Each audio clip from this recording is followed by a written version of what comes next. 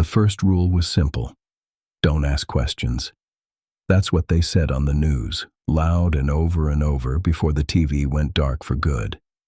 At first, nobody took it seriously. My name's Josh Keenan, 27, pizza delivery dropout, and, for the past 3 weeks, part of the only crew left on Lincoln Avenue who still trusts each other. Before this all started, I thought the worst thing I'd ever see was my credit card bill. Now, there are army trucks on every corner, and the only way you leave your house is on a stretcher. It started with the curfews. Monday morning, cold as hell for April, and I'm pulling blackout curtains tight while my neighbor Mrs. Dorsey is standing on her porch in a robe, yelling at the soldiers to let her son come home. She's got that look, the one old people get when the world changes too fast. But the army isn't listening. They just point those rifles, and the rest of us keep our heads down. That was the first time I heard the word martial law in real life, not just on some YouTube Doomsday channel. At first, we followed every rule. You had to. No one leaves between 7 p.m. and 7 a.m. That's what the soldier yelled through his megaphone every night. For your safety. The grocery store closed. All deliveries stopped. I ate instant ramen and peanut butter for a week, hoarding cans like it was some kind of sick joke. My roommate Logan tried to act like it was all temporary, but his hands shook every time someone banged on the door. Phones died one by one, almost like they were being killed off, not just losing signal. First mine, then Logan's, then everyone in the building. We charged them, rebooted them, held them to the window like idiots. Nothing. Then the landlines stopped working. The silence was worse than the sirens. At night, drones zipped by low, rattling the windows, scanning. You had to keep your lights off. One kid on the block, Jesse, texted us. I can see the drones from my attic. Next morning, his attic window was smashed, and the house was empty. After a week, people started vanishing. Not in big groups, just one at a time, quietly. My friend Mariah lived 2 blocks away. She called me crying, saying her dad had gone out to walk the dog and never came back. When we checked, the street was deserted, except for a man walking alone, hands up, like he was in some trance. He was screaming words I couldn't make out. That's when the soldiers came. They wrestled him to the ground and dragged him behind a Humvee. His screams didn't stop, they just got muffled. Nobody helped, not even me. The rules stopped making sense. Stay inside. No windows open. No photos, no calls, no questions. If you ask, they knock. If you peek, they take you. I started taping over every camera in the house, even the stupid one in the microwave. Logan smashed his laptop and threw it out. We covered every window with cardboard and moved all the food to the hallway closet. For a while, it worked. We pretended to watch movies on our dead TV, and we whispered about old times like it would keep us safe. One night, someone knocked. Not a soldier, a woman from downstairs, Carla. Her eyes were wide, wild. She whispered, "Don't let them see you move. Don't look at the drones." She taught us how to block the cameras, to tape the door seams, to fight back. For the first time, we stopped just following rules. We started making our own. We even made weapons out of chair legs and kitchen knives, just in case. Every night someone stayed awake. Every night we watched and waited, breathing in the dark. It sounds stupid now, but covering those windows, smashing those cameras, it made me feel alive. Like we were still human. Like there was a chance. But nothing lasts forever. Not safety. Not hope. Not even a good night's sleep. And we all knew. One night, maybe soon, this place wouldn't protect us anymore. That night was different. You know how sometimes, even before you open your eyes, you just know something's off? Logan shook me awake around midnight, voice low but urgent. "Josh, the back door. Something's out there." The apartment was so quiet I could hear my own blood moving. I crawled across the living room floor, past stacks of cans and taped-up windows, until I could see the back hallway in the glow of Logan's flashlight, muted by duct tape so it wouldn't show through the curtains. Carla was already there, holding a kitchen knife with both hands, knuckles white. None of us breathed. The banging was soft but steady, like someone knocking just to make sure we were still here. Then a scrape, a shuffle, something wet dragging on the tiles. Logan pointed at the peephole. I shook my head. Too risky. Carla whispered, "If you look, they know you're awake." We waited. The banging kept up for what felt like forever, but it never got louder. Sometimes it was at the back, sometimes the front. Sometimes you'd swear it was on the roof. Nobody opened a window. Nobody spoke. Eventually, the noise just stopped, and in that silence I realized I'd bitten straight through my lip. Blood in my mouth, metal taste, heart racing. We all stayed awake until the sun came up. When I finally peered through the slit in the curtains, I saw two things. First, a black smear on the doormat, like someone had dragged something leaking down the hall. Second, a little pile of what looked like broken teeth. Human teeth. That's when Carla said, "They always leave something." That was the first night they came. The next day, we tried to plan an escape. Logan wanted to go through the sewers. His uncle used to work city plumbing, and he swore there were tunnels leading straight out past the cordon. None of us wanted to risk the street anymore. I found a manhole cover out back behind the dumpsters, half rusted, but it popped free when Carla and I pried at it with a crowbar. The smell hit us first. Old water, rot, something worse underneath. We packed light. I took my backpack, 2 bottles of water, my sister's picture, just in case. Logan filled his pockets with granola bars and grabbed a baseball bat. Carla duct-taped the kitchen knife to a broom handle. I almost laughed at how stupid we looked.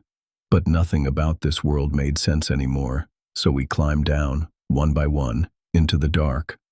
The tunnels were colder than I thought. Water dripped constantly, echoing off the walls. Sometimes we heard things moving ahead. Maybe rats, maybe not. Every time we turned a corner, Carla would freeze and listen. She said she could hear voices. I told myself it was just echoes, but I kept seeing shapes flicker in the corners of my flashlight beam. We reached a section of subway that had collapsed years ago. The tiles were slick, and the ceiling hung low.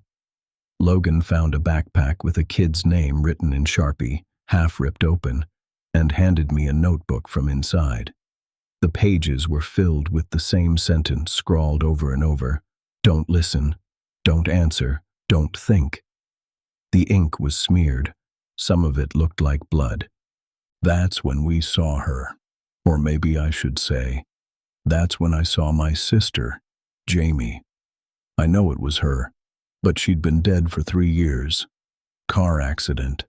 She was standing at the end of the tunnel, smiling, holding out her hand like she used to when we'd crossed the street as kids. Logan didn't see her. Carla said she saw her own brother instead, lost in the outbreak, mouth sewn shut. I started walking toward Jamie. Couldn't help it. She was saying my name, soft at first, then louder, like a song stuck in my head. Carla yanked me back. "They get inside your thoughts," she hissed. "It's not them. Don't answer." Logan shook me hard, and Jamie vanished, just like that. No goodbye, no warning. We pressed on, deeper into the subway. But something was wrong with Logan now. He kept repeating words that didn't make sense. He forgot my name, called me brother and then stranger, and then just started laughing. The sound echoed, sharp, too loud. Carla clamped her hand over his mouth and whispered, "They're trying to rewrite us." I didn't understand until I saw my phone vibrating in my pocket. The screen was cracked, but it was on. It showed my mom's number. She's been gone since day 1. The call kept coming. I almost answered. Carla slapped it out of my hand and stomped it into pieces. The monsters here didn't bite or scratch. They didn't need to. They got inside your head, through voices, through memories, through the faces of people you lost. The only way out was to keep moving, keep doubting, never trust what you hear. The only thing I knew for sure, none of us were getting out the way we came in, and above our heads, the city was going silent, one mind at a time. We never saw daylight again after the tunnels, not really. Everything above felt poisoned, buzzing and wrong, like breathing in someone else's nightmare. We crawled out through an abandoned laundromat, metal gates twisted and black from fire.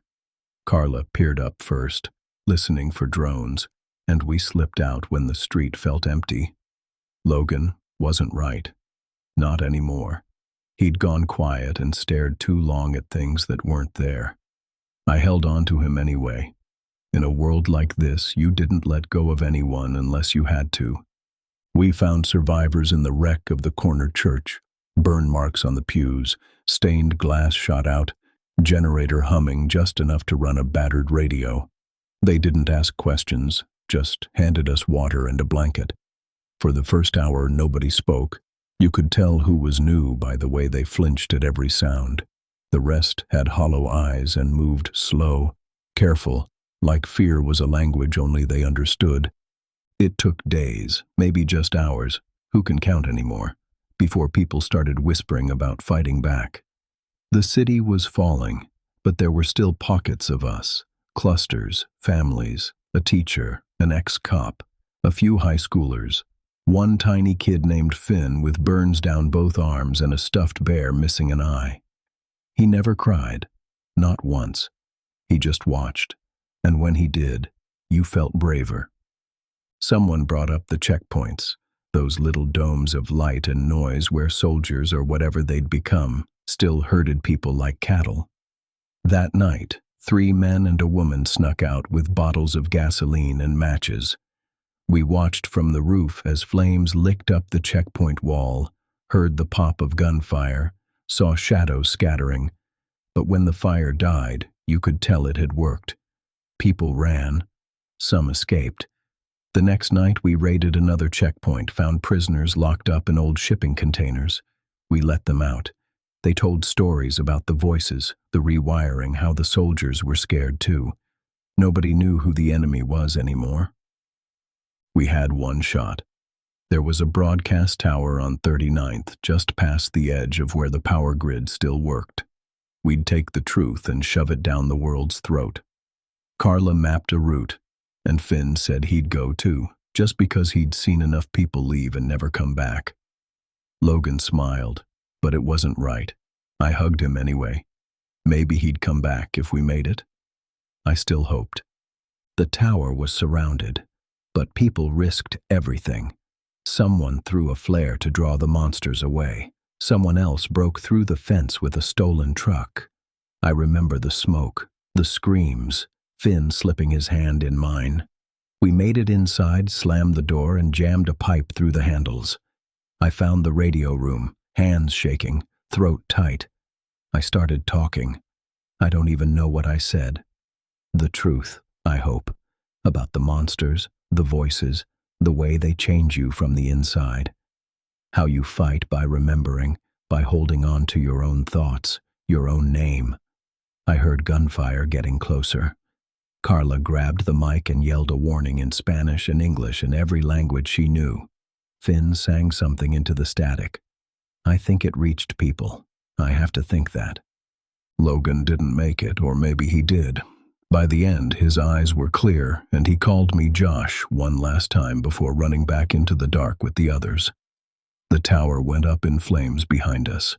I never saw him again. We made it to a rooftop as the sun broke through black clouds for the first time in weeks. You could see the city burning. You could see survivors gathering in the open. No more hiding. Faces smeared with ash, looking up. Scarred, hardened, maybe even unified. I looked at Finn, then at Carla, then back at the burning city, and I knew what we had to do. We would lead now, or nobody would. It wasn't safe, not really. But it was finally painfully ours. Don't miss the next stories. Subscribe and turn on notifications so you're first to hear the next emergency warning.